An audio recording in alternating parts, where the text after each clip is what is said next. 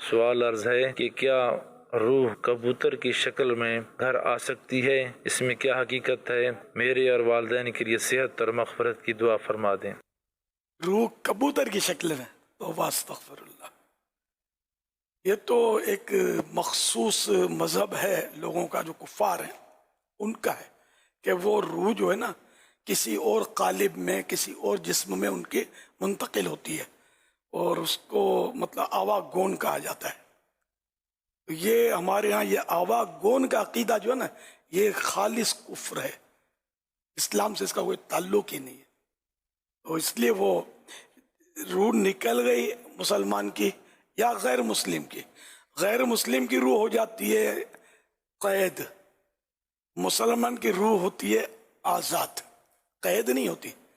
اب کوئی ثواب میں ہوتی ہے، کوئی کسی کو گناہوں کی وجہ سے عذاب بھی دیا جاتا ہے، لیکن وہ قید اس کو نہیں کہتے کہ قید ہو گئی۔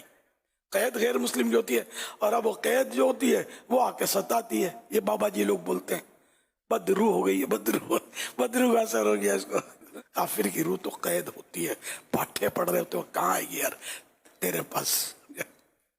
ارے وہ تو عذاب میں ہوتی ہے۔ اب تو بولے ابو جہل کی روح تیرے پاس آئی، ابو لہب کی روح آئی، تو کہاں سے آئے گی یار؟ ان کا تو کفر پر مرنا قرآن و حدیث سے ثابت ہے۔ ابو لہب کے خلاف تو اس کی حجب میں پوری تبت یدا صورت ہے، یہ کہاں آئے گی اس کی روح؟ پڑھ رہی ہوگی، اس کو یاد کر رہا ہوگا، عذاب میں۔